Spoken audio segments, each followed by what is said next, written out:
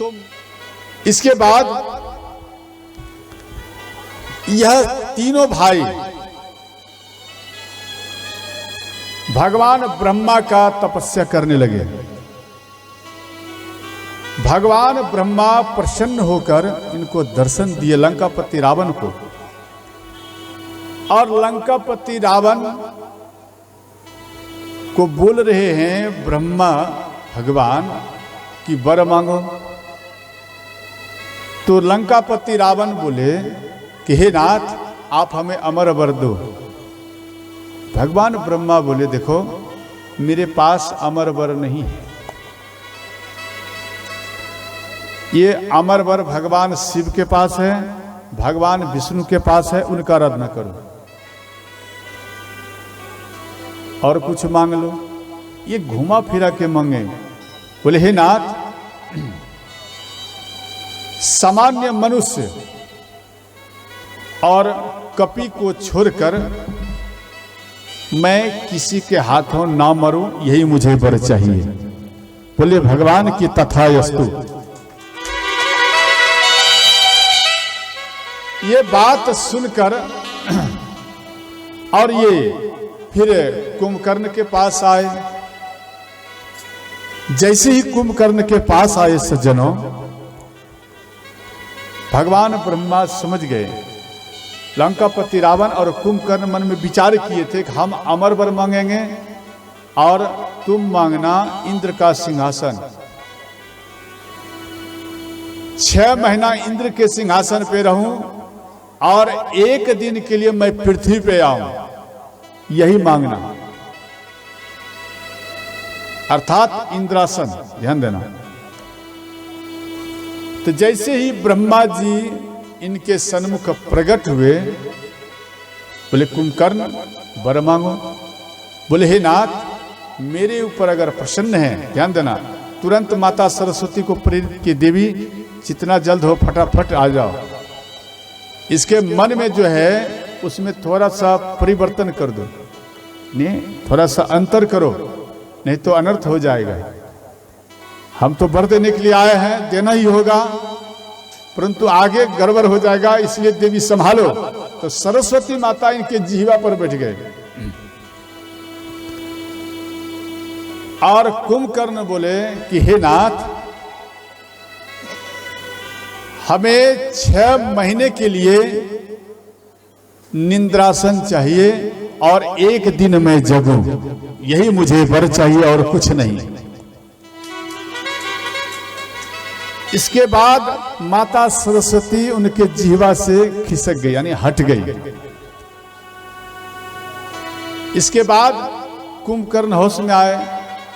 बोले हे नाथ, हम उल्टा पुल्टा वर मांग लिए, एक बार और हमें मौका दे दीजिए।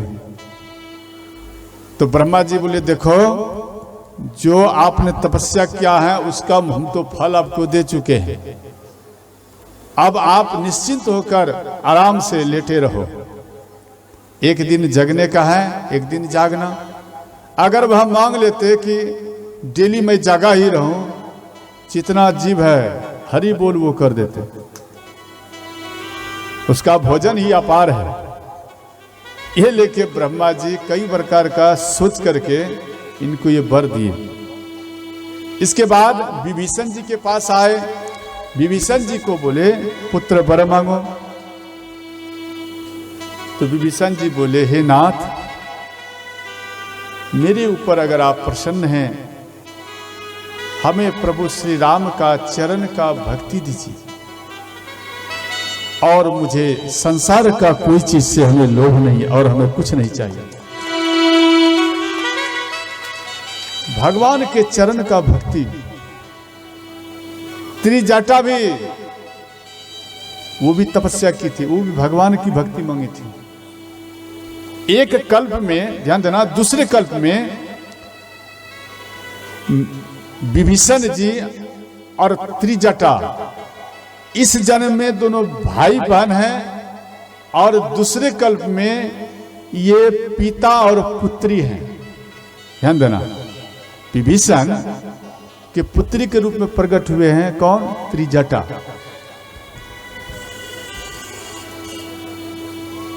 क्यों हुए? इसलिए कि पिता की नाती इनका स्वागत करते थे विभीषण जी। इसलिए बोले कि भैया इस जन्म में तो हम आपके बहन हैं, परंतु अगला जन्म अगर भगवान हमें दे तो आपके पुत्री के रूप में हमें दे, ताकि मैं आपकी पत्नी और आपका मैं स्वागत करूं। किस तरह? एक माँ और पिता के तरह। ये सुन करके विभीषण जी प्रसन्न हो गए और अपनी बहन को गले लगा लिया। तो ध्यान देना, इसके बाद तीनों भाई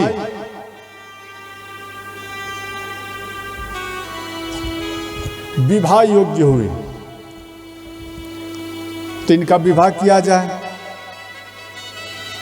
तो इनका विवाह के लिए ध्यान देना,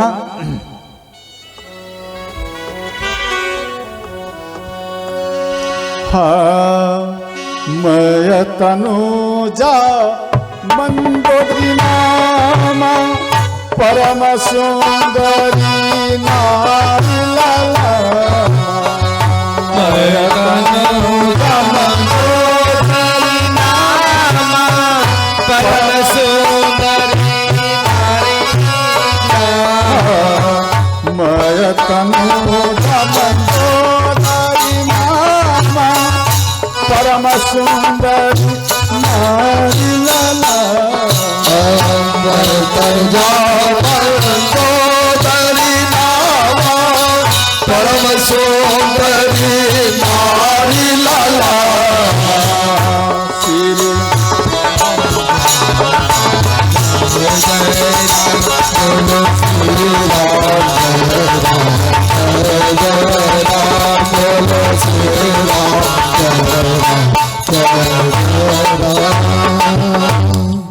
बोलते बांके बिहारी लाल की जय हो। बोलते हनुमंत लाल जी महाराज की जय हो। बहुत सुंदर।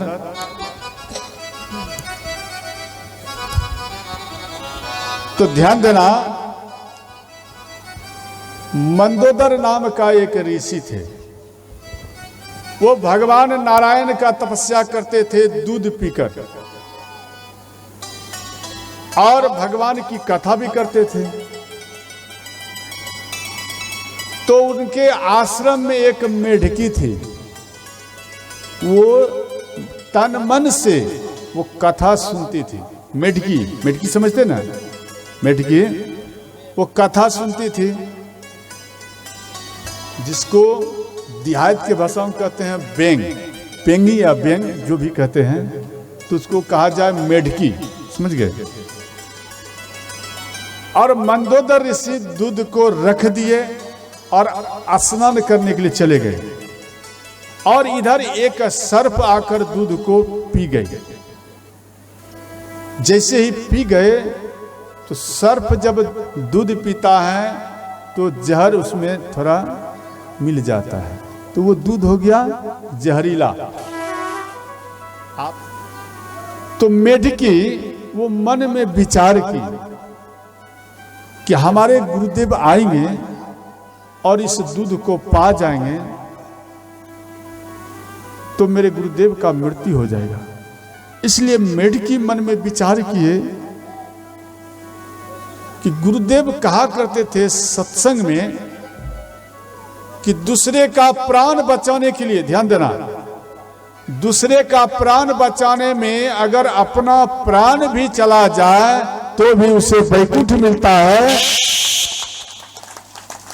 इसलिए मन में विचार किए कि हम अपना प्राण त्याग देंगे, परंतु हम अपने गुरुदेव को इस दूध को पान नहीं करने देंगे। वो मेढकी अपने गुरुदेव के चरण का याद किए और हाथ जोड़कर प्रणाम किए। बोले, हे गुरुदेव, आप हमें क्षमा करना। हमें पता है इस दूध में हम जब छलांग मारेंगे तो दूध हमें स्पर्श करेंगे तो हमारा ही मृत्यु होगा, परंतु हे नाथ, मेरे ऊपर आप सदा कृपा बनाए रखना। रोते हुए मेढकी अपने गुरुदेव को याद करके मेढकी उस दूध में गुरु महाराज का नाम लेते हुए छलांग मार दी। तरफ तरफ करके मेढकी का मृत्यु हो गया। मंदोदर ऋषि आए, जैसे ही मेढकी को ये देखी, जैसे देखे इनका मन उदास हो गया। अब ये कहने लगे, हाथ में जल ले लिए, अगर यह मेढकी मेरे हित के लिए इस दूध में छलांग मारकर अपने शरीर का त्याग किया होगा तो यह एक कन्या हो जाए, या मेरे अनहित के लिए ये दूध में छलांग मारे हैं तो ये जल करके भस्म हो जाए, और जल छिड़ दिए। श्रोताओं, जैसे ही जल छिटे तो वो मेढकी तुरंत एक कन्या का रूप धारण की। देखो, गुरु जो होता है वो पिता समान होते हैं। ये उनको गुरु माने थे, जी हमारे गुरुदेव हैं। तो यहां वो कन्या को पूछे मंदोदर ऋषि कि आप इसमें क्यों छलांग मारे? बोले, हे गुरुदेव, आप हमें क्षमा करना। आप जब दूध को रख करके गए थे तो एक सर्प आकर के दूध को पी गए, परंतु जो दूध शेष रह गया वो जहरीला हो गया। और आप ही कथा में ये कहते थे कि दूसरे का प्राण बचाने में अगर अपना प्राण भी चला जाए तो भी उसे वैकुंठ मिलता है, इसलिए हम छलांग मारे। हे गुरुदेव, आपके आहार को मैंने नष्ट कर दिया, इसलिए आप हमें क्षमा करना। तो मंदोदर ऋषि खुश हो गए, प्रसन्न हो गए। बोले, बेटी, ध्यान देना, उसको बेटी उसको माने कि बेटी, तूने मेरा प्राण बचाया है। और ये भी बोले कि गुरुदेव, हम आपके आश्रम में ही कथा सुनते थे, इस सारा बात बताए, इसलिए शब्द उनको बोले जी आप हमारी बेटी हैं, आप मेरे पास आओ और बेटी के रूप में रहो। तो अपने पिता, ध्यान देना, उसका नाम रखे मंदोदर ऋषि, जी बेटी, मेरा तुमने प्राण बचाया है, इसलिए मैं अपना नाम से तेरा नाम जोड़ देता हूं। तो हाथ जोड़ करके वो कन्या उनको प्रणाम किए। और मंदोदर ऋषि बोले कि पुत्री, आज से तेरा नाम होगा मंदोदरी। बोले दे मंदोदरी माता की जय हो। तो इस प्रकार मंदोदरी माता का प्रागट्य हुआ। मंदोदरी माता, ध्यान देना, इसमें 2 कल्प हैं। प्रथम कल्प है जब मंदोदरी माता सियानी हुई